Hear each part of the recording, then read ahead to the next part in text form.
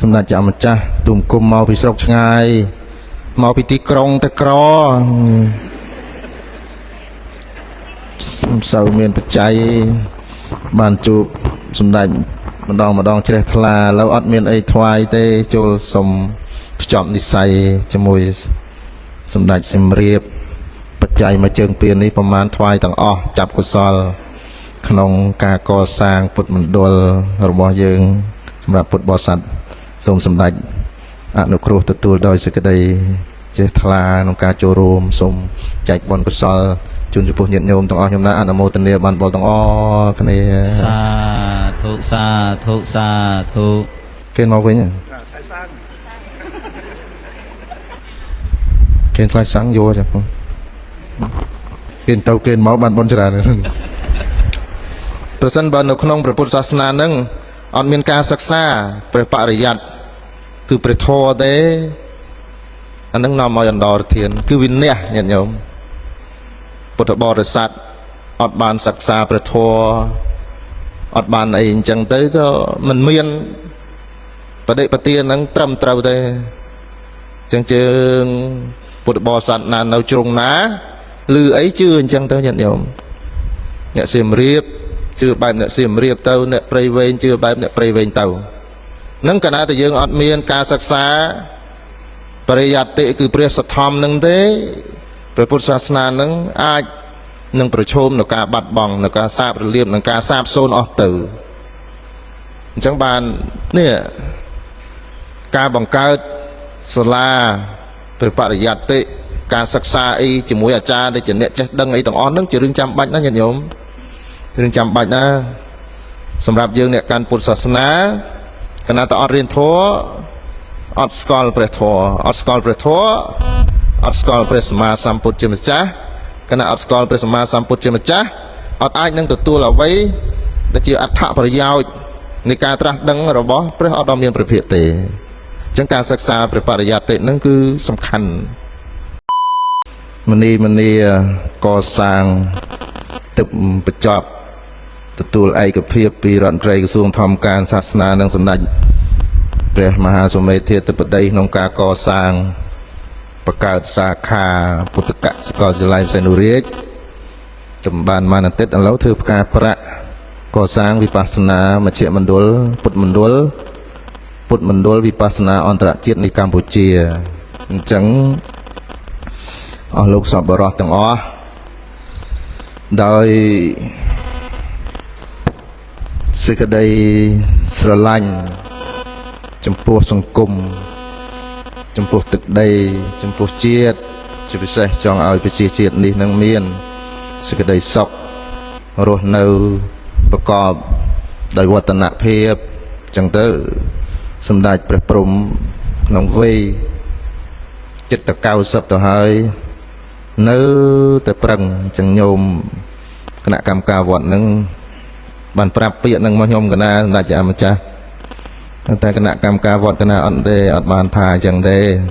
ដោយសារកណានៅក្មេងអញ្ចឹងប្រហែលជាត្រូវប្រឹងថែមទៀតអស់លោកសម្បរោះទាំងអស់រឿងដឹកនាំសង្គមនេះរឿងស្រឡាញ់សង្គមនេះស្រឡាញ់ទឹកដីទាំងអស់នេះវាមិនមែនចេះគ្រាន់តែនឹកឃើញស្រឡាញ់ហើយនឹកឃើញថាហើយនឹកឃើញចង់បានហើយក៏វាកើតព្រមតាមយើងនោះទេដូចជាពេលដែលព្រះសម្មាសម្ពុទ្ធស្ដេចទ្រង់ត្រាស់ដឹងឡើងហើយក្នុងលោកហើយព្រះអង្គញាតិញោមជ្រាបច្បាស់ហើយថាការត្រាស់ដឹងរបស់ព្រះសម្មាសម្ពុទ្ធជាម្ចាស់នេះគឺដើម្បីប្រយោជន៍របស់សត្វលោកដើម្បីប្រយោជន៍ដល់ជាតិនានុជនទាំងឡាយពហុជាអ្នកហិតាយៈពហុជាអ្នកសុខាយៈអនុកម្មបាយៈចឹងបានព្រះអង្គត្រាស់សម្ដែងថ្ងៃដែលព្រះសម្មាសម្ពុទ្ធជាម្ចាស់ស្ដេចទ្រង់បញ្ជូនភិក្ខុទាំង60ព្រះអង្គឲ្យចាកចេញទៅផ្សាយសាសនានោះព្រះអង្គត្រាស់សម្ដែងថាចរថភិក្ខវេចារិកੰពហុជាអ្នកហិតាយៈពហុជាអ្នកសុខាយៈអនុកម្មបាយៈមនាលភិក្ខុទាំងឡាយចូលអ្នក ចារឹកទៅកាន់ទីជនបទដើម្បីប្រយោជន៍ដល់ជនដ៏ច្រើនដើម្បីសេចក្តីសុខដល់ជនដ៏ច្រើនដើម្បីធ្វើសេចក្តីអនុគ្រោះដល់ជនទាំងឡាយដើម្បីជាប្រយោជន៍ដល់មនុស្សនិងទេវតាហ្នឹងញាតិញោមប៉ុន្តែថាប៉ុណ្្នឹងហើយមិនបានចប់កិច្ចនឹងទេព្រះដ៏មានប្រភេទព្រះអង្គត្រូវបំពេញពុទ្ធកិច្ច45ព្រះវស្សាដោយគ្មានសម្រានទេញាតិញោមសម្រាកតិចណាស់នៅក្នុងការជួយនៅក្នុងការទូលមានដល់ពពួកសត្វទាំងអស់ក្នុងការទូលមានដល់សង្គមក្នុងការទូលមានដល់មនុស្សលោកនេះហ្នឹងគឺការកសាងសង្គមហ្នឹងគឺដល់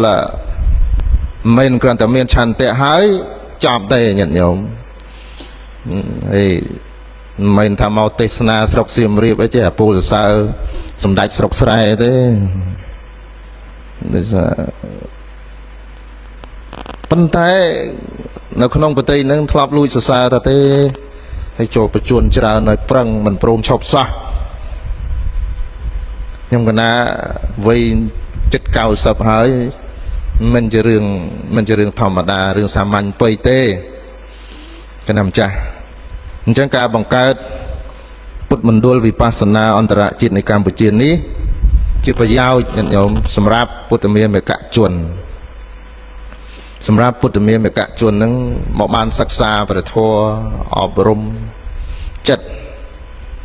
ណាជាប្រយោជន៍ញាតិញោមទីនេះវាជាកន្លែងអប់រំចិត្តហើយចិត្តនឹងបើអត់អប់រំទេមិនងាយទេញាតិញោមចិត្តណាព្រោះតើមានកន្លែងអប់រំព្រោះអ្នកប្រាជ្ញបុរាណទាំងឡាយបានប្រឹងអស់ហើយបានព្យាយាមសពបែបយ៉ាងអស់ក្នុងការអប់រំចិត្តនឹងក្នុងនោះក៏មានព្រះសម្មាសម្ពុទ្ធជាម្ចាស់មួយព្រះអង្គដែរនៅលើភពផែនដីនេះដែលប្រឹងព្យាយាមបង្ហាត់បង្រៀនដល់មនុស្សលោកឲ្យអប់រំចិត្តនឹងបានល្អអញ្ចឹងបានជានៅក្នុងអន្តរធានទាំង5ព្រះអង្គសម្ដែងបញ្ជាក់អំពីអន្តរធានទាំង5នៅក្នុងសាសនាទី1បរិយត្តិអន្តរធានការវិនិច្ឆ័យទៅញាតិញោមវិនិច្ឆ័យទៅនៃហេតុទាំង5នៅក្នុងសាសនាណាទី1ប្រសិនបើនៅក្នុងព្រះពុទ្ធសាសនាហ្នឹងអត់មានការសិក្សាព្រះបរិយត្តិគឺព្រះធម៌ទេអានឹងនាំឲ្យអន្តរធានគឺវិនិច្ឆ័យញាតិញោមពុទ្ធបរិស័ទអត់បានសិក្សាព្រះធម៌អត់បានអីអញ្ចឹងទៅក៏មិនមាន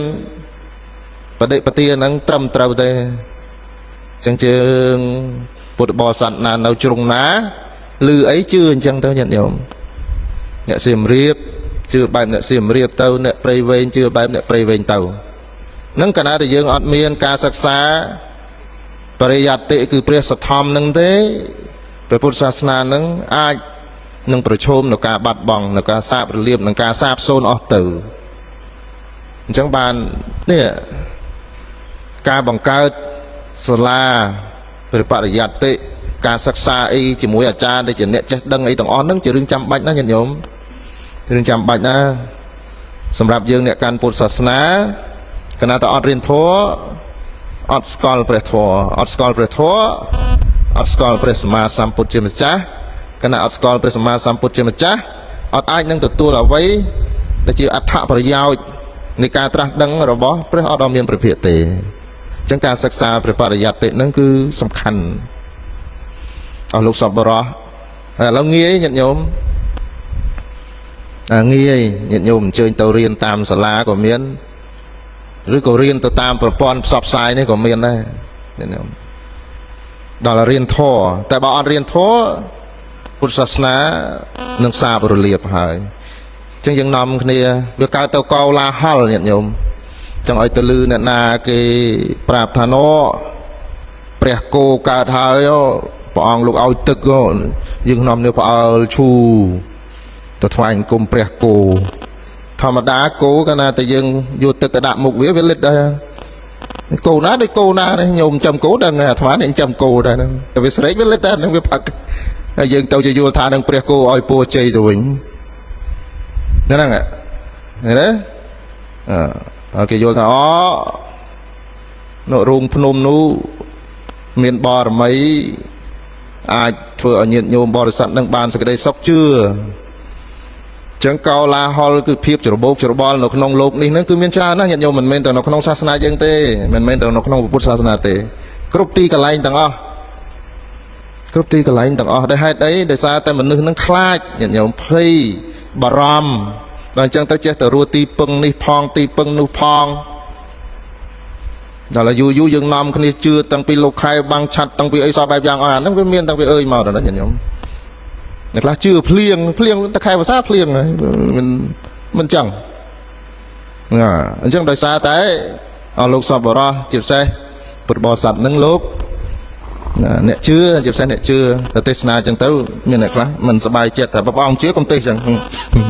មែនទេចង់ចម្រើនពោលថាអន្តរធាននៅក្នុងសាសនាហ្នឹងគឺផ្ដើមចេញអំពីព្រះបរិយត្តិដែលផ្ដើមចេញអំពីការដែលមិនសិក្សាព្រះបរិយត្តិនេះឯងកណាតាអត់បានយល់អំពីព្រះសទ្ធំនឹងទេវាមិនអាចនាំឲ្យមានការបដិបត្តិនឹងត្រឹមត្រូវទេអញ្ចឹងវាកាត់តគ្នាញាតិញោមកណាតែព្រះបរិយត្តិនឹងសាបសូន្យវានាំឲ្យការបដិបត្តិនឹងសាបសូន្យណាជិះវាអត់ដឹងព្រះបរិយត្តិព្រះសទ្ធំព្រះបានដូចជាបដិបទាដូចជាផ្លូវសម្រាប់ឲ្យមនុស្សដើរអញ្ចឹងញាតិញោមយើងអត់ដឹងផ្លូវណាផងតើយើងនឹងបដិបត្តិបានដូចមិនដេចអញ្ចឹងញាតិញោមឧទាហរណ៍បើអ្នកកាន់ពុទ្ធសាសនាអត់ស្គាល់សិល5អត់ស្គាល់សិល8ភិក្ខុសង្ឃអត់ស្គាល់ព្រះវិន័យចេះតែធ្វើបានណាបានណីអញ្ចឹងទៅហេតុដែលបដិបត្តិខុសហ្នឹងដោយសារតែមិនបានសិក្សាព្រះសទ្ធំហ្នឹងឯងអញ្ចឹងកាលណាទៅសាបសូន្យព្រះបរិយត្តិវានាំឲ្យសាបសូន្យដល់បដិបត្តិទេមិនអាចនិយាយឲ្យស្រួលស្ដាប់ថាកណាតែអត់ញាតិញោមអស់លោកសពបរោះទាំងឡាយលោកអត់បានយល់អំពីព្រះសទ្ធំទេព្រះបរិយត្តិទេមិនអាចមានឱកាសនឹងបដិបត្តិត្រឹមត្រូវឡើយមិនទេញាតិញោមហើយធម៌របស់ព្រះសម្មាសម្ពុទ្ធជាម្ចាស់នេះគឺជាព្រះសទ្ធំមួយដែលជាអាកាલિកោឲ្យផលមិនរងចាំកាលឡើយមានន័យថាម៉េច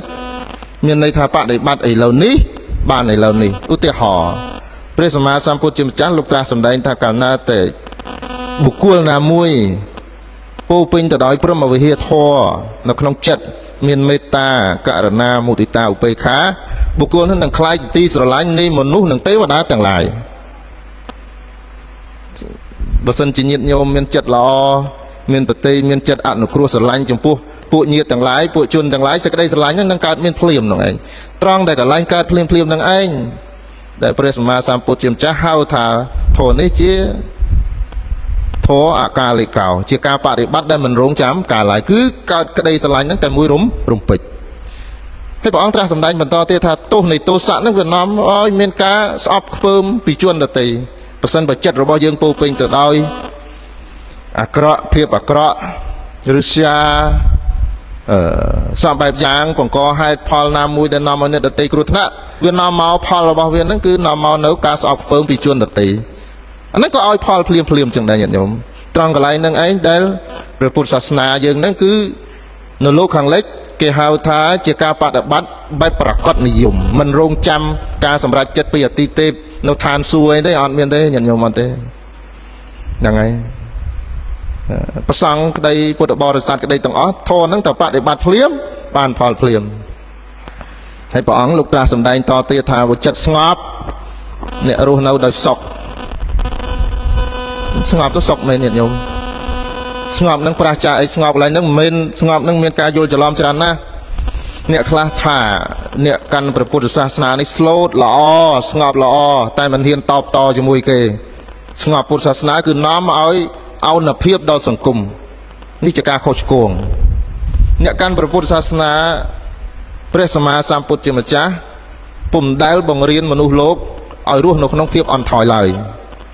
ចិត្តដែលស្ងប់គឺជាចិត្តដែលមានតុល្យភាពចិត្តដែលអាចប្រឈមមុខដោះស្រាយនៅបញ្ហាបានចិត្តនោះគេហៅថាចិត្តស្ងប់ញាតិញោមចិត្តស្ងប់មិនមែនចិត្តមិនធ្វើអីសោះអាហ្នឹងចិត្តខ្ជិលញាតិញោមមិនធ្វើអីសោះហ្នឹងគេខ្ជិលតែកោសាច់ជាដែរញោមខុសគ្នាណា គេថាអ្នកកាន់ពុទ្ធសាសនាហ្នឹងស្ងប់ចឹងទៅស្ងប់ឯងក្រោកដេកម៉ោង 9 តន់ក្រោកធ្វើការបានហ្នឹងស្ងប់មែនទេអានោះខ្ជិលអស់លោកអ្នកយល់ខុសអំពីពុទ្ធសាសនាហ្នឹងសូមលោកជ្រាបភិក្ខុសង្ឃនេះតែខ្ជិលត្រូវអាបត្តិណាតែលោកយើងនៅតែខ្ជិល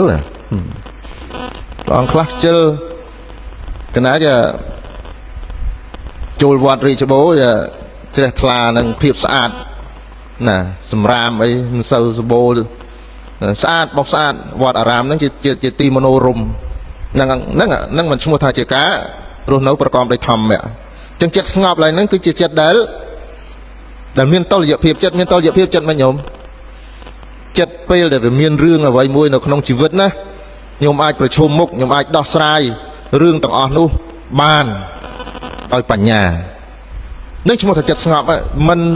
ភ័យមិនស្លន់មិនស្លោមិនអីទេណាញោមមើលថ្ងៃដែលព្រះសម្មាសម្ពុទ្ធជាថ្ងៃដែលព្រះសារីបុត្រចូលទៅថ្វាយបង្គំព្រះសម្មាសម្ពុទ្ធជាម្ចាស់ថ្វាយបង្គំហើយគង់ទីដ៏សមគួរហើយទូលថ្វាយថាបបិទ្ធព្រះអង្គដ៏ចម្រើនទូលខ្ញុំទូលព្រះបង្គំជាខ្ញុំសូមក្រាបថ្វាយបង្គំព្រះដ៏មានព្រះភិក្ខនិមន្តទៅស្រុកកំណើតទៅបរិនិព្វានមានន័យថាទៅស្លាប់ញាតិញោមចឹងព្រះអង្គលោកឲ្យថាសូមអ្នកធ្វើដំណើរឲ្យសុខចោះមិនកន្ទក់កន្ទិញមិនសោកស្ដាយមិនស្រណោះមិនអាឡោះមិនអាល័យហើយក៏មិនត្រេកអរធម្មតាដោយសារតែព្រះអង្គស្គាល់អំពីសច្ចធម៌នៃលោកនេះថាជីវិតហ្នឹងវាត្រូវតែដល់ទីបញ្ចប់ហ្នឹងចិត្តរបស់ព្រះសម្មាសម្ពុទ្ធជាម្ចាស់អាហ្នឹងចិត្តរបស់ពួកយើងវាមិនដល់នោះប៉ុន្តែគ្រាន់ថាសម្រាប់អ្នកកាន់ពុទ្ធសាសនាបដិបត្តិធម៌ហើយអីហើយដល់ពេលមានរឿងភ័យញាតិញោមយើងអត់ទីពឹងណាអត់មានខ្លួនជាទីពឹងដោយសារចិត្តហ្នឹងវាអត់បានអប់រំឲ្យបានម៉មឲ្យបានប្រសើរដូចជាការបង្រៀននៅក្នុងព្រះពុទ្ធសាសនានេះខាតញាតិញោមអញ្ចឹងការបដិបត្តិហ្នឹងសំខាន់ណាស់ខាតមិនទៀតញាតិញោមមើលជួនកាលញាតិញោមកាន់សិលមួយជីវិត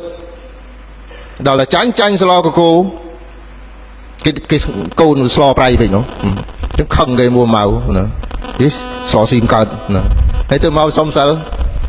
កាន់សិល8តែចាញ់ស្លកកូមួម៉ៅរឿងស្លទុកអត់ចប់ញាតិញោមមើលអានឹងចិត្តអត់តាន់ស្ងប់ទេអញ្ចឹងសម្រាប់ព្រះពុទ្ធសាសនាគឺរស់នៅ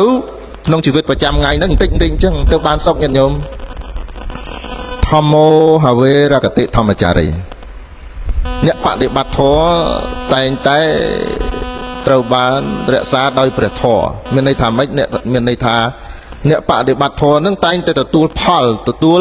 អានិសង្សគឺសេចក្តីសុខស្ងប់អំពីការបដិបត្តិធម៌នេះឯងបើសិនជាញោមជាពុទ្ធសាសនិកហើយជាពាណិជ្ជករញោមរស់នៅក្នុងភាវៈជាអ្នកកាន់ព្រះពុទ្ធសាសនានឹងធ្វើជំនួញធ្វើការរាជការឬក៏ប្រកបមុខរបរអ្វីទាំងអស់ហ្នឹងដោយសេចក្តីសុខដោយជ្រះថ្លានៅក្នុងចិត្តដោយសារយកព្រះធម៌ហ្នឹងទៅបដិបត្តិការឲ្យទានការយោគយល់គ្នាអស់លោកអ្នកធ្វើកិច្ចការដូចជាសន្តាគារដូចជាអីនេះសិតតែការងារអត់ស្រួលទេអញ្ចឹងតើត្រូវប្រើមេត្តាចិត្តហ្នឹងឲ្យច្រើនហ្នឹងចឹងពុទ្ធសាសនាហ្នឹងចូលទៅជួយញាតិញោមនៅក្នុងជីវិតប្រចាំថ្ងៃហ្នឹងពួកយើងបដិបត្តិព្រះពុទ្ធសាសនានេះគឺដើម្បីទីនេះឥឡូវនេះអ៊ីធដ្ឋានេនៅក្នុងជីវិតប្រចាំថ្ងៃនេះឯងយើងអត់រងចាំរហូតដល់ថ្ងៃយើងស្លាប់ហើយបានទៅកើតឋានសួគ៌ហើយបានសោយសុខទេអត់ទេអ្នកកាន់ព្រះពុទ្ធសាសនាគឺត្រូវតែបានផលនៅក្នុងទីនេះឥឡូវនេះប្រសិនណាបើនរៈជននោះពិតជាបដិបត្តិនៅធម្មៈរបស់ព្រះសម្មាសម្ពុទ្ធជាម្ចាស់មែននឹងត្រូវការអីញាតិញោមទី1គឺបរិយ័តដែរហ្នឹងដល់យើងរៀនទី2បដិបត្តិទី3ប្រសិនណាបើអត់បានសិក្សានៅព្រះសទ្ធម្មទេវានឹងបាត់បង់វានឹងសាបសូន្យដល់ការបដិបត្តិមានថារួលផ្លូវមិនឃើញទេនឹងបដិបត្តិច្រកណាជ្រុងណាឲ្យត្រូវហើយនឹងមិននាំមកនឹងសាបសូន្យនៅបដិវេធៈដែលព្រះលោកសម្ដែងថាទេការចម្រើននៅមេត្តាធម៌នឹងបើសិនជាអស់លោកអ្នកបដិបត្តិសមាធិទៅនឹងសោយសុខមកវិញនឹងបដិវេធៈនឹងអត់បានផលបដិវេធៈគឺជាផលដែលកើតចេញពីការបដិបត្តិនេះឯងហើយមជ្ឈមណ្ឌលនេះជាកន្លែងពិសោធន៍ផ្លូវចិត្តហើយញាតិញោមសមាធិនេះញាតិញោមហើយអាត្មាចិត្តបារម្ភផងពេញចិត្តអត់តែជ្រះថ្លាផង បារម្ភខ្លាចតែពួកកន្លងមកនេះមានលោកគ្រូសមាធិមួយចំនួនហ្នឹងសមាធិចុះសមាធិឡើងឃើញតែលេខឆ្នោតហើយឃើញតែខ្មោចសមាធិយូរបាត់មនុស្សអស់អាហ្នឹងអូអាហ្នឹងនឹងដោយសារតែអញ្ចឹងទៅធ្វើឲ្យហើយអស់លោកគ្រូហ្នឹងគាត់ប្រកាសសម្ដែងទេថាធម៌ហ្នឹងធម៌ព្រះសម្មាសម្ពុទ្ធជាម្ចាស់ណាខ្ញុំបង្រៀនណាតែបដិបត្តិយូរបាត់ទាំងមនុស្សបាត់ទាំងលក់តាកន្លែងមជ្ឈមណ្ឌលហ្នឹងទៅទៀតតែមិនស្រួលហ្នឹងតែនិយាយទៅទៀតដែរបើមិននិយាយទេគាត់ថាមជ្ឈមណ្ឌលការបដិបត្តិសមាធិនេះជាកន្លែងដែលពិសោធន៍ញាតិញោមឆ្លៀតមកបដិបត្តិទៅក្នុងមួយជីវិតហ្នឹងសម្ដេចបើកជា5ថ្ងៃក្តី10ថ្ងៃក្តីកន្លះខែក្តីបើថាមិនបានយូរទេក៏ត្រឹមតែមួយអាទិត្យក៏ជាការល្អដែរការអប់រំចិត្តនេះជាទ្រព្យដ៏ប្រសើរញាតិញោមអត់មែនថាញោមស្រីមកបដិបត្តិហើយទៅវិញអត់ចង់ឃើញមុខញោមប្រុសទេអត់មានទេគឺថាបដិបត្តិកាន់តែច្រើននៅជាមួយញោមប្រុសញោមស្រីហ្នឹងកាន់តែច្រើនភរិយាស្វាមីហ្នឹងគឺបង្រៀនចិត្តមនុស្សជាព្រះអង្គព្រះសម្មាសម្ពុទ្ធជាម្ចាស់លោកត្រាស់សម្ដែងហ្នឹងញាតិញោមគឺការបដិបត្តិធម្មៈរបស់ព្រះតថាគតនេះមិនមែននាំមកនៅអនុភាពទេមិនថាអ្នកជានរណាជាអ្នកបួសឬក៏ជាក្រហោះទេបើញោមរស់នៅក្នុងជីវិតអាពាហ៍ពិពាហ៍នឹងនាំឲ្យអាពាហ៍ពិពាហ៍ហ្នឹងកាន់តែល្អកាន់តែប្រសើរញោមស្រីក៏ស្មោះត្រង់ជាមួយញោមប្រុសក៏ស្មោះត្រង់ជាមួយញោមស្រីដោយសារយល់អំពីសភាវៈអំពីដំណើរជីវិតរបស់ខ្លួនចឹងបដិបត្តិពុទ្ធសាសនាចឹងនាំមកនៅការរីកចម្រើនចឹងញាតិញោមណាកុំបារម្ភញោមប្រុសខ្លះទៅឃើញម៉ែវាទៅវត្តយូរខ្លាចតែមកវិញលះបងផ្ទះសម្បែងអីអត់ទេនឹងទុកឲ្យពួកអាត្មានេះអ្នកបួសនេះហ្នឹងចឹងការបដិបត្តិនឹងសមាធិនឹងជួយឲ្យសុខជួយឲ្យចម្រើនហើយឆ្លៀតពេលញាតិញោមបដិវេធៈគឺផលដែលកើតចេញអំពីការបដិបត្តិនេះដល់តែបដិបត្តិបានផលបើអត់បដិបត្តិអត់បានផលទេញាតិញោមមិនបានទេហើយចិត្តនេះជាចិត្តនេះពិបាកប្រដៅណាស់ប្រសិនណាបើអត់មានបច្ចេកទេសច្បាស់លាស់ដើម្បីចូលទៅអប់រំចិត្តនឹងទេចិត្តនឹងគឺមិនអាចប្រដៅបានឡើយពិបាកញាតិញោមពិបាកហ្នឹងហើយមិនថាចិត្តពុទ្ធបរិស័ទមិនថាចិត្តប្រសង្ឃទេពិបាកញាតិញោមអញ្ចឹងព្រះសម្មាសម្ពុទ្ធជាម្ចាស់នេះគឺជាអ្នកប្រាជ្ញមួយព្រះអង្គដែលបានត្រាស់ដឹងហើយក្នុងលោកព្រះអង្គរកឃើញនៅបច្ចេកទេសក្នុងការអប់រំចិត្តតាមរយៈការចម្រើនសមាធិនេះឯងបើអត់មានសមាធិនេះទេណាគឺមិនអាចចូលទៅទីជម្រៅចិត្តរបស់មនុស្សលោកបានឡើយយើងនៅតែសើអញ្ចឹងយើងនៅតែបន់ស្រន់យើងនៅតែបួងសួងយើងនៅតែវកធ្វើម៉េចកុំឲ្យរឿងរ៉ាវអកុសលទាំងឡាយកើតឡើងនៅក្នុងជីវិតព្រះអង្គព្រះសម្មាសម្ពុទ្ធជាម្ចាស់ព្រះអង្គលោកមិនឲ្យកុំឲ្យជីវិតនេះជួបរឿងអាក្រក់ទេព្រះអង្គឲ្យរៀបចំជីវិតនេះដើម្បីប្រឈមមុខនៅក្នុងរឿងរ៉ាវទាំងឡាយដែលកំពុងតែកើតមានឡើងខណៈពេលដែលយើងកំពុងតែមានជីវជនអញ្ចឹងណាញោមពុទ្ធបរិស័ទជីវិតនេះអត់ទេមិនអាចបានទេអញ្ចឹងព្រះអង្គលោកឲ្យបរិស័ទនឹងប្រើប្រាស់បដិបត្តិធម្មៈនឹងដើម្បីជាដូចជាខែលដូចជាឧបករណ៍ដូចជាជញ្ជាំងសម្រាប់ដោះស្រាយនៅរឿងរ៉ាវអញ្ចឹងហើយតើអត់មានប្រមាថណាស់ញាតិញោមចុះកំពុងតែស្រឡាញ់កូនកំពុងតែស្រឡាញ់ស្វាមីកំពុងតែស្រឡាញ់ភរិយាស្រាប់តែប្រត់ព្រឹបភ្លាមទៅដល់អញ្ចឹងអត់មានអីទេក្នុងចិត្តនឹងហេលហាលហើយទៅទប់មិនចប់ចិត្តនឹងនាំឲ្យវិបលាសខូចសតិជីវិតនឹងអស់នៃសាបសូន្យទៅទេដោយសារតែมันអាចគ្រប់គ្រងនៅការប្រព្រឹត្តទៅនៃការផ្លាស់ប្ដូរនៃលោកនេះនៃជីវិតនេះអញ្ចឹងធម្មៈនឹងចូលទៅជួយអញ្ចឹងញាតិញោមណាញាតិញោមហ្នឹងហើយអញ្ចឹងឥឡូវនេះញោមសិក្សាព្រះធម៌បដិបត្តិព្រះធម៌ហើយបដិបត្តិនេះចេះទៀតញាតិញោមបដិបត្តិធម៌ណាដែលសម្រាប់យើងដែលអាចធ្វើបានញាតិញោមទៅធ្វើដោយព្រះសម្មាសម្ពុទ្ធជាម្ចាស់បានណាយើងនាំគ្នាពោលអំពីគុណរបស់ព្រះសម្មាសម្ពុទ្ធជាម្ចាស់ហើយចេះតែស្រមើស្រមៃលងលោចតែអត់បដិបត្តិធម៌ផ្ទាល់ខ្លួនឯងទេអត់ទេ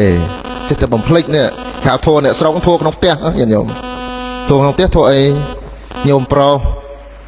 ត្រូវមានក្តីស្រឡាញ់ភាពស្មោះត្រង់ស្វាមីភក្តិចំពោះញោមស្រីញោមស្រីត្រូវមានស្វាមីភក្តិចំពោះញោមប្រុសនឹងព្រះអង្គសម្ដែងបញ្ជាក់នៅក្នុងសង្កេលកៈសូត្រនឹងធម៌ក្នុងផ្ទះហើយញាតិញោមមិនមែនធម៌នៅតាវតឹងទេណាការបដិបត្តិពុទ្ធសាសនានឹងឲ្យយល់សេចក្តីអញ្ចឹងទើបនាំសុខបានមិនថ្ងៃណាក៏នៅវត្តថ្ងៃណាញោមស្រីក៏នៅវត្តកូន5 6មិនដឹងអាណាទៅរៀនណាមកវារៀនបាយអាណាទឹកឯណាញោមប្រុសមកវាធ្វើការក៏មុខសមីសមីម៉ែវានៅតែយ៉ាងកេញនៅវត្តយូរមិនចេះយាយនេះណាអីបែកនេះវត្តនឹងជាអាមិនចេះតែទាញយាយនឹងឲ្យទៅកើតទៅជារឿងអរិភាពអញ្ចឹងធម៌របស់អ្នកស្រុកគឺអ្នកស្រុកត្រូវតែបដិបត្តិព្រះអង្គសម្ដែងបញ្ជាក់នៅក្នុងសង្កេលកៈសូត្រនឹងច្បាស់ណាស់ញាតិញោមអញ្ចឹងបានពាក្យបុរាណមួយលោកពោលថាម៉េចទៅហ៊ានមកធ្វើអាចារ្យចំណែកអ្នកបួសក្នុងសាសនាទៅពាក្យសាក់5មានន័យថាម៉េចទៅហ៊ានមកធ្វើអាចារ្យពាក្យកន្លែងនេះអស់លោកទៅហ៊ានតែចេះធម៌កុំគិតខុសអីអាត្មាចង់និយាយថាចេះបុរាណលោកថាទៅហ៊ានហ្នឹងគេធ្វើឡើងដើម្បីគេទៅហ៊ានហ្នឹងគឺជាក្រុមឆ្មាំការពារទឹកដីលោកកាន់កំសព្វាវុធដើម្បីការពារទឹកដីទាហានធម្មតាទេញាតិញោមតែមានសង្គ្រាមគឺសម្លាប់ហើយអានឹងធម្មជាតិរបស់លោកនេះសង្គមនេះគឺអញ្ចឹងប៉ុន្តែអត់នាំអត់នេះអ្នកខ្លះគេឲ្យធ្វើទាហានមិនព្រមទេមកធ្វើអាចារ្យនេះវិញចំណែកអ្នកបួសក្នុងសាសនាទៅពាក្យសាក់5គេឲ្យបួសឲ្យបដិបត្តិធម៌ប៉ុន្តែធ្វើរឹកដោយប្រសក់មិនព្រមបដិបត្តិធម៌តែនាំទៅធ្វើរឹកដោយប្រសក់វាខុសអញ្ចឹងបុរាណនឹងផ្ដាំថាបើអស់លោកអ្នកជាក្រហមបដិបត្តិធម៌ជាក្រហមជាអ្នកគ្រប់គ្រងផ្ទះព្រះលោកហៅថាអគារយវិន័យធម៌សម្រាប់អ្នកគ្រប់គ្រងផ្ទះធម៌អីធម៌ស្វាមីដែលមានចំពោះភរិយាធម៌ភរិយាដែលមានចំពោះស្វាមីមេដាបេដាត្រូវចិញ្ចឹមកូនធំឡើងត្រូវតែមានកតញ្ញូចំពោះមេដាបេដាបុត្រធីតាទាំងឡាយមានធម៌5សម្រាប់គោរពមេដាបេដានេះឈ្មោះថាជាបដិបទាដ៏ត្រឹមត្រូវបើមិនចឹងទេច្បោកច្បល់ពេញហ្នឹងញាតិញោមច្បោកច្បល់ឥឡូវស្រុកយើងហ្នឹងច្បោកច្បល់បន្តិចវាមិនច្រើនទេសម្រាប់អ្នកកាន់ពុទ្ធសាសនាច្បោកមិនច្បោកច្បល់អីទេគ្រាន់តែថាបើអស់លោកអ្នកជាអ្នកបួសបើសិនជាលោកសម្រាប់ចាត់សាងភ្នោះនៅក្នុងភាវៈនៃអ្នកបួសហើយលោកត្រូវតែបដិបត្តិធម៌អ្នកបួសអត់មានជីវិតគ្រួសារទេមានតែជីវិតអ្នកបួសភិក្ខុសង្ឃរស់នៅក្នុងទីអារាមជាសហគមន៍ជាកន្លែងរួមគ្នាការបដិបត្តិជុំគ្នាទាំងអស់តែមួយ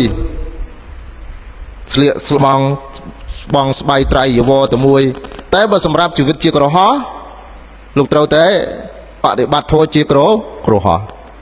ណាអាហ្នឹងបានឈ្មោះថាបដិបទាហ្នឹងដល់ត្រឹមត្រូវហើយយើងមានឃើញច្រើនណាស់ញាតិញោមនៅក្នុងសម័យពុទ្ធកាលនេះដូចនាងវិសាខាអីលោកមិនបួសឯណាអាណាទៅបណ្ឌិកសេដ្ឋីអីសុទ្ធសឹងតែជាពុទ្ធសាសនិកដែលរស់នៅមានជីវិតជាក្រហមមានប្រពន្ធមានកូនប្រកបអាជីវកម្មទាំងអស់មិនមែនចូលកាន់ព្រះពុទ្ធសាសនាហើយគុលះបង់ទាំងអស់មិនព្រមធ្វើអី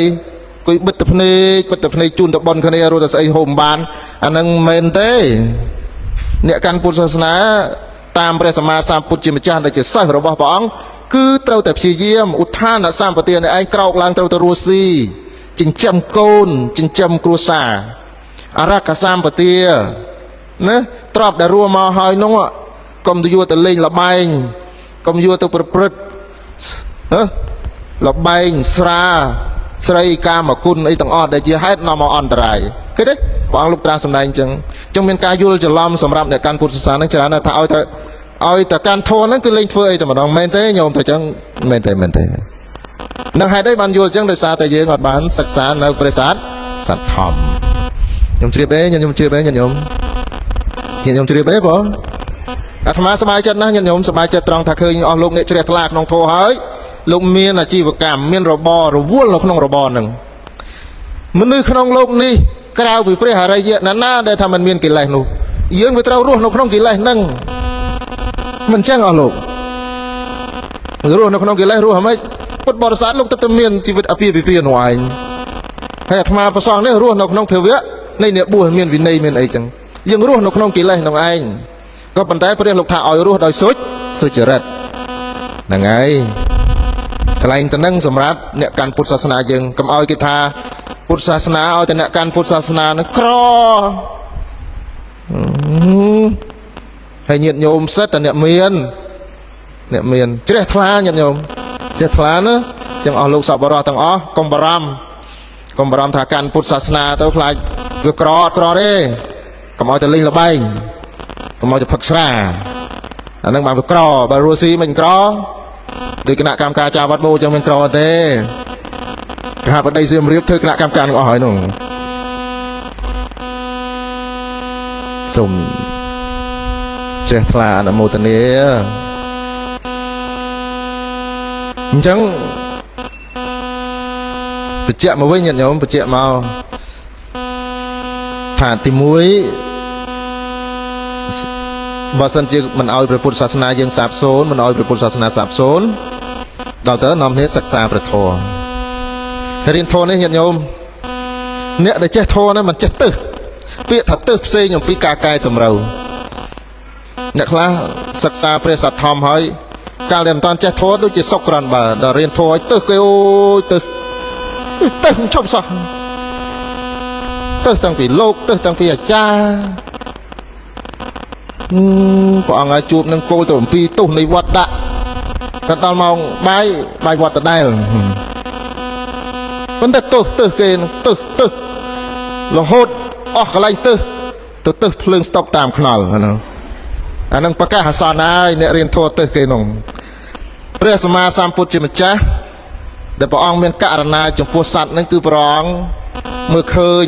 ភាពអវិជ្ជានៅក្នុងលោកនេះតែព្រះអង្គចូលទៅសង្គ្រោះសត្វហ្នឹងមិនមែនដោយបដិខៈដោយការខឹងសម្បាដោយការខ្នងថ្នាក់ទេដោយក្តីមេត្តាអញ្ចឹងញាតិញោមបើសិនជាយើងសិក្សាព្រះធម៌យើងអត់ស្អប់មនុស្សទេ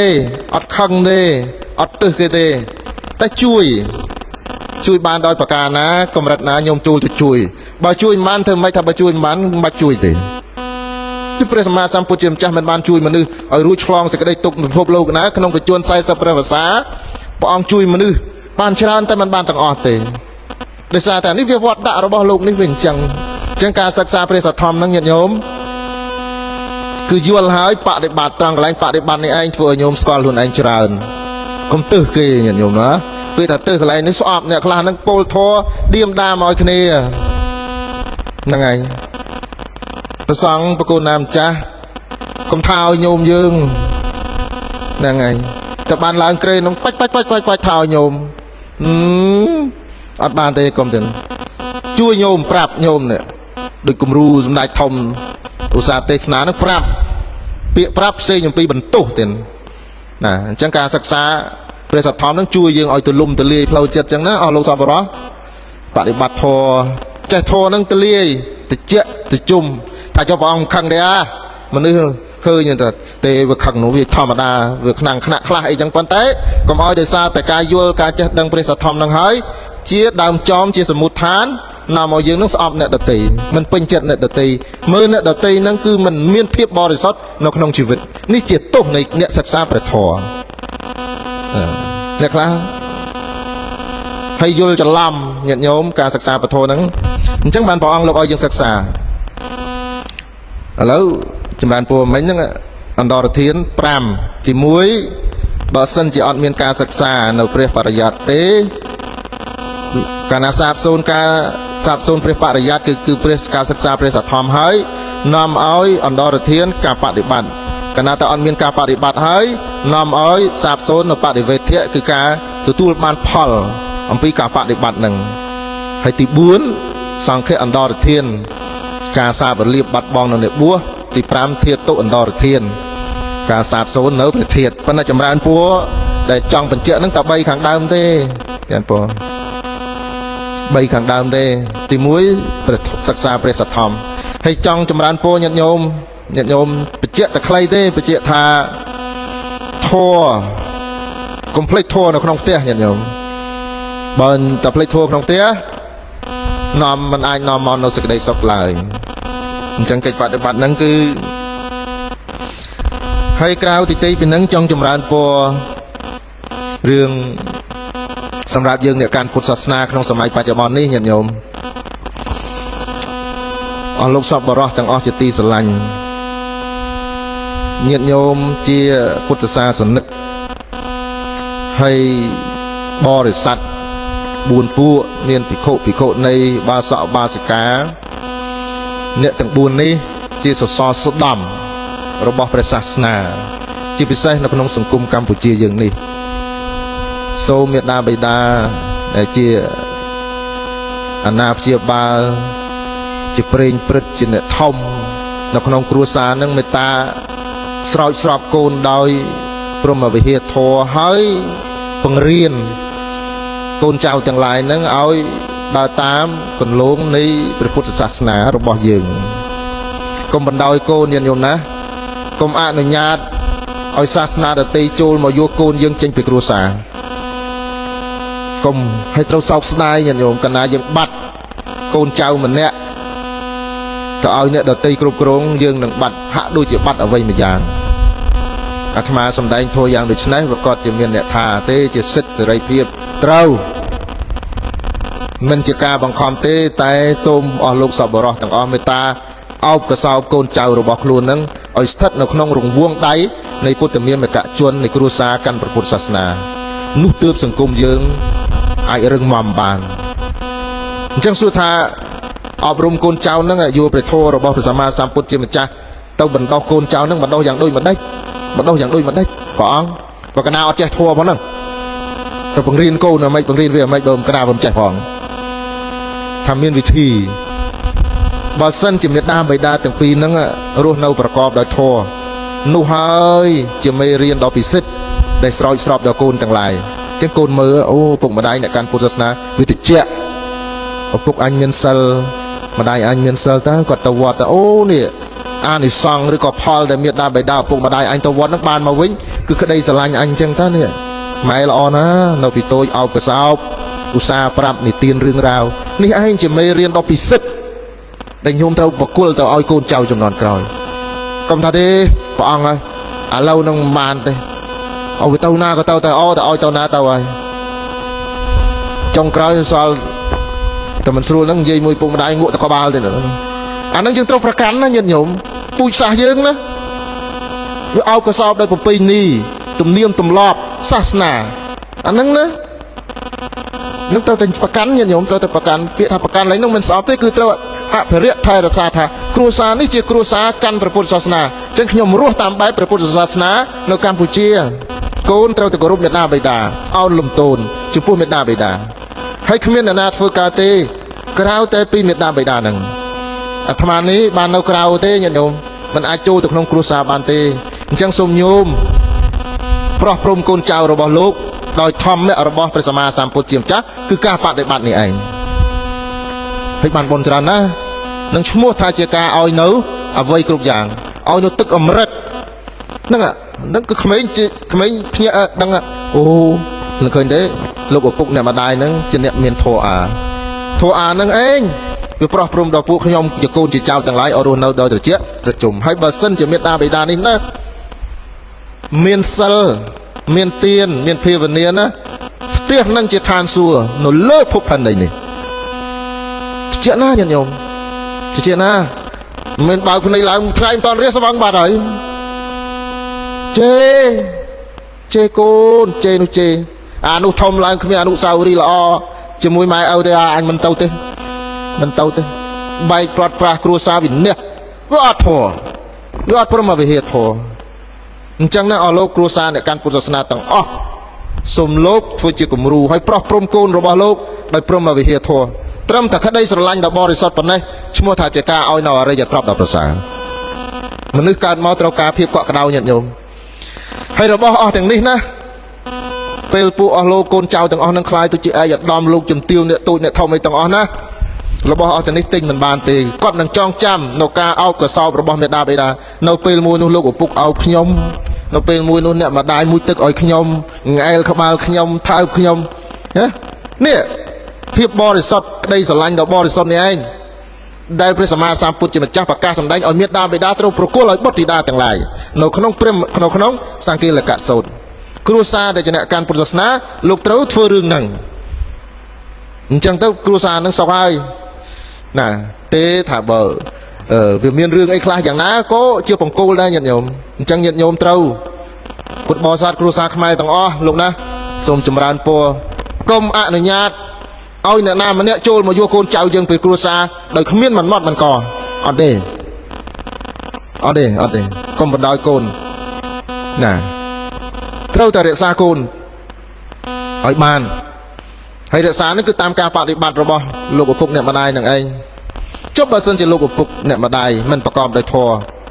លោកឪពុកផឹកស្រាសវឹងអ៊ូពនួតាំងពីព្រឹកដល់យប់ម្ដាយលេងតែល្បែងថ្ងៃនៅទាំងវងល្បែងតើអនុស្សាវរីយ៍ជីវិតរបស់កូនទាំងឡាយនឹងមានទេមិនមានទេញាតិញោមមានទេហើយកុំសង្ឃឹមណាអាពួកហ្នឹងទៅវាធំទៅបើវាមកជួបពុកម្ដាយថ្ងៃជួបប៉ុណ្ណឹងអរគុណវាទៅខ្លាចទៅវាមកទៀតនោះលោកអត់ធัวតើអត់ធัวក្តៅក្រហាយតែមានធัวតិចទៅជុំចឹងទេនេះឯងជាផលជាអានិសង្សនៃការបដិបត្តិអញ្ចឹងបានជាព្រះអង្គត្រាស់សម្ដែងថាការបដិបត្តិរបស់ព្រះសទ្ធំធម៌របស់តថាគតនេះគឺទីនេះឥឡូវនេះទីនេះឥឡូវនេះគឺមានថាចំពោះមុខញាតិញោមចំពោះមុខសូមអនុមោទនា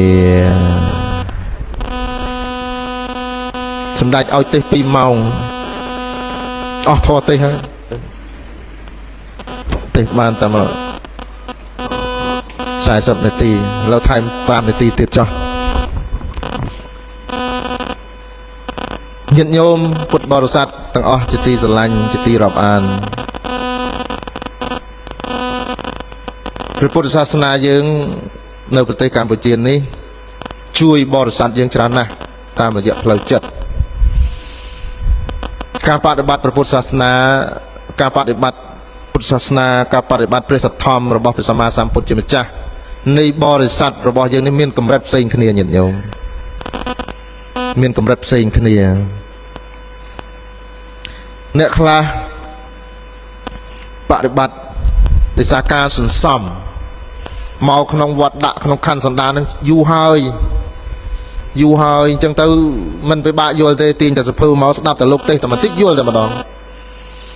ញាតិញោមខ្លះនៅវត្តជាមួយលោកនឹងចង់30ឆ្នាំនៅតែមិនយល់កុំបន្ទោសគាត់មិនយល់ទេយល់បានត្រឹមតែព្រឹកឡើងដាំចង្ហាន់រៀបចង្ហាន់បានបន់ប៉ុណ្ណឹងងាកឡើងថ្វាយគុំព្រះសម្រាប់អញ្ចឹងការបដិបត្តិរបស់ពុទ្ធសាសនានេះមានកម្រិត3ញាតិញោមទី1កម្រិតឧត្តមមានន័យថាពុទ្ធបរិស័ទខ្លះលោកយល់លោកចេះដឹងស្ថិតនៅក្នុងភាវៈនៃបញ្ញវន្តលោកយល់លោកជ្រាបលោកអីទាំងអស់នឹងកម្រិតខ្ពស់ញាតិញោមមានមួយកម្រិតទៀតនោះកម្រិតកណ្ដាលមជ្ឈិមៈកម្រិតកណ្ដាលបដិបត្តិចេះថ្លាធម៌អាត្រូវការខឹងត្រូវពេលខឹងដែរខឹងលោកខឹងដែរណាព្រះអង្គស្អីសម្ដេចមកពីភ្នំពេញអីទេសនាយូរមិនកណាបញ្ញាប់ទៅនឹងខណាត់គេផងមួម៉ោងតិចតួចដែរព្រមចប់សោះខឹងខ្លះជ្រះថ្លាខ្លះធម្មតាណាញាតិញោមហ្នឹងហើយមានមួយប្រភេទនោះកម្រិតមុទុកម្រិតទៀបញាតិញោមទៀបហ្នឹងហើយគាត់មិនបានសិលក៏មិនបានសមាទានអីគេទេប៉ុន្តែកុំឲ្យលឺសំឡេងសម្ដេចព្រះព្រំដាក់មីក្រូអើយញាតិញោមមកជួយវត្តផងមកមុនគេអាវក៏គ្មានដែរមកតខោមកឲ្យធ្វើអីក៏ធ្វើដែរនោះប៉ុន្តែជ្រះថ្លាតែអត់យល់ទេឃើញទេកម្រិតផ្សេងគ្នាអញ្ចឹងប្រកាសណាព្រះធម្មកថាក៏បន្ទោសញោមយើងណាព្រះអង្គកំថាអ្នកការពុទ្ធសាសនាស្រុកខ្មែរ 96% ប៉ុន្តែអ្នកបដិបត្តិធម៌ទៅ 3% ដឹងពីណា 3% នោះអត់ទេកុំបន្ទោសហើយបរិស័ទក៏កុំបន្ទោសគ្នាដែរញាតិញោមដោយសារការសន្សំនឹងផ្សេងគ្នាអស់លោកសពបរោះអញ្ចឹងបើសិនជាឃើញអ្នកណាមួយលោកបដិបត្តិបានប៉ុណ្ណាជ្រះថ្លានឹងការបដិបត្តិរបស់លោកប៉ុណ្ណឹងហ្នឹងហើយកុំទៅចាប់បខំមនុស្សឲ្យកាន់សិលនោះណាហ្នឹងហើយចាប់មិនបានសំផ្សេងគ្នាញាតិញោមបាសកាខ្លះបខំញោមប្រុសឲ្យកាន់សិលញោមចាមុខលោកក៏ដែរហើយមិនកាន់ទេណាអត់ទេកុំបង្ខំថ្ងៃមួយនឹងមកដល់នឹងជ្រះថ្លានៅខ្លួនឯងហ្នឹងដល់អញ្ចឹងទៅការបដិបត្តិអីទាំងអស់គ្នាហ្នឹងមិនមានទោសទេញាតិញោមមិនមានអរិភាពទេហើយក៏កុំទោសមកណោះជាមួយនឹងអ្នកកាន់ពុទ្ធសាសនាទាំងអស់គ្នាញាតិញោមណាធ្វើបានកម្រិតណាញោមខ្លះធ្ងន់នឹងទៀនញោមជួយចិត្តឲ្យទៀនណាស់តែមិនធ្ងន់នឹងសិលទេសិលមិនកាន់ព្រះអង្គសូមមិនកាន់ហើយសិលណា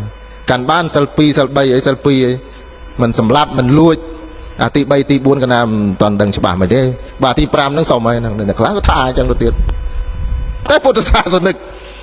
ពុទ្ធសាសនាសួរថាចឹងព្រះអង្គលើកទឹកចិត្តឲ្យមនុស្សមិនកាន់ន័យថាអត់ទេត្រូវតែទទួលស្គាល់អំពីសន្តាននៃការត្រូវតែទទួលស្គាល់អំពីសភាវៈនៃការសន្សំក្នុងសន្តាននៃមនុស្សម្នាក់អញ្ចឹងយើងមើលទៅអត់ទៅទេញាតិញោមអត់ទៅអ្នកដទៃទេអត់ទៅទេញាតិញោមហ្នឹងហើយញោមខ្លះល្អណាសិលទៅរាល់សិលមិនឲ្យដាច់សិល8ប៉ុន្តែខ្ចីលុយតែ10000រៀលខ្ចីមកឲ្យមានប្រហែលយីពីរីក្តាប់ឲ្យឡើងណែនហ្នឹងប៉ុន្តែកាន់សិលប៉ុន្តែអូក៏រីមានអ្នកហ្នឹងអត់ទេវាអត់សួរថាមិនអញ្ចឹងកាន់សិលមិនរីខាន់សំមកអញ្ចឹងអ្នកខ្លះឲ្យទាននោះឲ្យណាស់ញាតិញោមអើយឲ្យអស់ពីខ្លួនតែមិនរក្សាសិលទេអញ្ចឹងនៅក្នុងការបដិបត្តិពុទ្ធសាសនានេះសម្រាប់យើងញាតិញោមដែលជាកូនសិស្សដែលជាកូនចៅសមណៈសក្តិបុត្រជាកូនរបស់ព្រះសម្មាសម្ពុទ្ធជាម្ចាស់នេះត្រូវមើលឃើញកន្លែងហ្នឹងទើបនាំមកនៅសាមគ្គីភាពនៅក្នុងពុទ្ធសាសនមណ្ឌលនេះតែមិនចឹងទេចេះតែផ្លោងពាក្យផ្លោងសម្ដីដាក់គ្នានាំឲ្យបែកបាក់នាំឲ្យការយល់ខុសនៅក្នុងព្រះសាសនាអញ្ចឹងញាតិញោមណាសម្រាប់ពោប៉ុណ្ណឹងចឹងការបដិបត្តិនឹងសូមចម្រើនបញ្ជាក់មកវិញថាមានតែការបដិបត្តិទី1មានតែការសិក្សាព្រះសទ្ធម្មញោមឆ្លៀតបានប្រមាណយកប៉ុណ្ណឹងហើយបដិបត្តិជាពិសេសកុំភ្លេចធម៌ក្នុងផ្ទះធម៌ពិតធម៌មែនធម៌នៅក្នុងផ្ទះដែលត្រូវបំពេញណាកាលណាតែបដិបត្តិទៅហើយនឹងនាំឲ្យមានផលដែលកើតចេញអំពីការបដិបត្តិនោះហើយគឺបដិវេធៈហើយនៅពេលដែលអស់លោកសពបុរសមានព្រះសទ្ធម្មនៅក្នុងចិត្តមានការបដិបត្តិជាកិច្ចនៅក្នុងជីវិតប្រចាំថ្ងៃហើយឈ្មោះថាជាអ្នកមានខ្លួនជាទីពឹងហើយសូមអនុមោទនាសូមប្រម៉ែប្រមូលនៅបុណ្យកុសលទាំងឡាយដែលកើតអំពីព្រះសទ្ធម្មពីការសម្ដែងនៅធម្មសេសទេសនាក្នុងថ្ងៃនេះកេនសម្ដេចជាអម្ចាស់សូមសម្ដេចមានបជនរៀនយូរមានប្រសុខភាពល្អប្រកេនបករណាគ្រប់ព្រះអង្គជាពិសេសចម្រើនពរជូនពរញាតិញោមបរិស័ទទាំងអស់ញាតិញោមខេត្តសៀមរាបទាំងអស់សូមលោកបានទទួលនៅផលឡាមានញោមប៉ែតបរិស័ទសម្ដេចអស់ហើយចង់មកជាហៀងប្រទេសអស់ហើយមានពេញទេមកទាំងពេញអស់ទាំងវត្តណាឡោមទេចឹងបរិស័ទទាំងអស់លោកណាលោកអញ្ជើញមកគ្រប់ទិសទីឥឡូវយើងមានកន្លែងបដិបត្តិធម៌ហើយពេលដែលកសាងហើយមានហើយសូមញាតិញោមចូលមកយកកំណប់ទ្របពីទីនេះឲ្យបានញាតិញោមហ្នឹងហើយជីវិតនេះបើរវល់រហូតដល់ថ្ងៃស្លាប់តែបើឆ្លៀតពេលដើម្បីនឹងរស់ឲ្យមុនស្លាប់ញាតិញោមរស់បានយើងបដិបត្តិព្រះពុទ្ធសាសនាគឺត្រូវរស់មុនស្លាប់មិនមែនស្លាប់ហើយរងចាំដើម្បីរស់ឲ្យបានសុខទេណាញោមណាចឹងទីនេះជាកន្លែងដែលញោមអាចចូលមកបដិបត្តិធម៌ដើម្បីសេចក្តីសុខសេចក្តីចម្រើនចឹងអស់លោកសពបរោះទាំងអស់លោកអញ្ជើញមកគ្រប់ទិសទីហើយពុទ្ធបរិស័ទទូទាំងប្រទេសទាំងអស់ចម្រើនពរញាតិញោមទូទាំងប្រទេសទាំងអស់ជួយសម្រេចបំណងចុងក្រោយហើយថាកសាងមជ្ឈមណ្ឌលនេះទុកឲ្យកូនចៅចំនួនក្រោយចឹងជួយសម្ដេចកសាងមជ្ឈមណ្ឌលពុទ្ធមណ្ឌលវិបស្សនាអន្តរជាតិនេះឲ្យបានឆាប់ទៅជិត90ហើយអញ្ចឹងទៅជួយញាតិញោមជួយព្រះអង្គហើយកសាងហើយក៏មិនយកទៅណាទេគឺទុកសម្រាប់អប់រំចិត្តបណ្ដុះបណ្ដាលពុទ្ធបរិស័ទជាទីពឹងទីរលឹកទាំងអស់អញ្ចឹងទេសូមញោមសូមសម្ដេចចាំចាស់ប្រកាសណាគ្រប់ព្រះអង្គញាតិញោមគ្រប់ទិសទីទាំងអស់សូមបានទទួលនៅផលឡានិសង្ឃដែលកើតអំពីការសម្ដែងធម្មៈក្នុងថ្ងៃនេះហើយក៏សូមប្រសិទ្ធពរជ័យមហាប្រសើរជូនចំពោះបរិស័ទទាំងអស់សូមលោកបានប្រកបដោយពុទ្ធពរទាំង4ប្រការគឺអាយុ បណ្ណៈសុខៈពលៈកំបីក្លៀងខេតឡាយរីធម្មវិសេសទេសនាដែលសម្ដែងក្នុងវេលាគ្រានេះក៏សន្មតថាចប់តែប៉ុណ្ណេះឯងអេវ៉ាំង សាធុសាធុសាធុសូមគ្រប់អញ្ជើញពុទ្ធបរិស័ទធ្វើកិច្ចកម្មតោជាមួយនឹងខ្ញុំបាទដូចតទៅឧត្តមង្គេនវន្តេហាងបានតបាំងសងវរន្តមង្គពុទ្ធយោខលេតោតោសោពុទ្ធោខមៈតុតាំងមៈមង្គអន្តមង្គេនវន្តេហាងចតុវិធាងវរាំងធម្មេយោខលេតោតោសោធម្មោខមៈតុតាំងមៈមង្គអន្តមង្គេនវន្តេហាង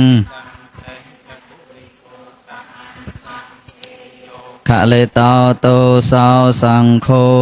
ខមៈតុតាំងមៈមង្គសូមគ្រប់អញ្ជើញលោកប្រធានមន្ត្រីធម្មការនិងសាសនាលោកបានបណ្ណាហើយក៏សូមគ្រប់អញ្ជើញលោកសុនចំណានប្រធានរដ្ឋបាលខេត្តឡើងប្រកេនទេវធុចំពោះព្រះអង្គធម្មកថាកាចាសូមគ្រប់អញ្ជើញអ៊ីទាំងកបយៈការកានងហត្ថេកេវឡាំងតមហេបច្ចយេបរិពុជ្ជថាបពិលលោកម្ចាស់កបយៈវត្ថុប្របុជាប្រធោវិសេសទេសនាមានចំនួន4,93,4500 រៀលប្រាក់ខ្មែរហើយប្រាក់ដុល្លារចំនួន$12សុភវណ្ណាលោកម្ចាស់ប្រើប្រាស់តែបច្ច័យ4ម្យ៉ាងសូមសេចក្តីសុខសេចក្តីចម្រើនកើតមាននៅទីនេះទៅបដិស្មីម្ចាស់ដើមទានប្រធានតំបន់យិត្តមិត្តចិត្តឆ្ងាយគ្រប់ពេលវេលាកំបីអខាងឡើយសូមក្រុមអញ្ជើញអនុមោទនី សូមផលនៃចិត្តដែលជ្រះថ្លាក្នុងប្រតនត្រ័យនោះផលនេះចូលជាផលសម្រាប់ចូលជាផលសម្រាប់ចូលជាផលសម្រាប់ សាធុសាធុសាធុ ញាតិញោមទាំងអស់ទីស្រឡាញ់សម្ដេចជាម្ចាស់ទូមគុំមកពីស្រុកឆ្ងាយមកពីទីក្រុងតក្រ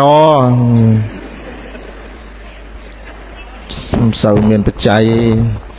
បានជួបសម្ដេចម្ដងជ្រះថ្លាឥឡូវអត់មានអីថ្វាយទេចូលសុំភ្ជាប់និស្ស័យជាមួយសម្ដេចសៀមរាបបច្ច័យមួយជើងពៀននេះប្រមាណថ្វាយទាំងអស់ចាប់កុសលក្នុងការកសាងពុទ្ធមណ្ឌលរបស់យើងសម្រាប់ពុទ្ធបរិស័ទសូមសម្ដេចអនុគ្រោះទទួលដោយសេចក្តី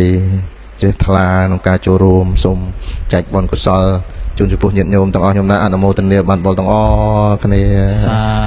ធុសាធុសាធុ គេមកវិញគេខ្លាចសាំងយកចាបងគេទៅគេមកបានបុណ្យច្រើនសូមបរិស័ទទាំងអស់លោកកម្មាទោសហើយប្រហែលឆ្នាំនឹងមិនដែលបានទូលថ្វាយលើទូលថ្ងៃនឹងមានឱកាសទូល2-3ម៉ាត់ចំពោះព្រះភ័ក្រចេះតែលេងសើចបន្តិចជាមួយសម្ដេចជាម្ចាស់អនុស្សាវរីយ៍ច្រើនចាំមានល្ងាចថ្ងៃមួយនោះយកផ្លិតទៅប្រទានឲ្យផ្លិតកាលនោះមិនទាន់ឡើងស្ដេចផងយកទៅឲ្យចងចាំបតីអនុគ្រោះហើយជួបលើកណាក៏តែងតែឲ្យយោបល់ប្រកេនយោបល់ឲ្យផ្ដាំតែកណាចាស់ហើយព្រះអង្គនៅក្មេងជួយមើលសាសនានឹងគឺបតីនឹងប្រាប់រហូតហើយទូមគុំនឹងបានស្ដាប់ពាក្យដល់ពាក្យរស់នឹងហើយតែពាក្យនឹងទូមគុំចិត្តតែប្រឹងនឹងថាបានប៉ុណ្ណា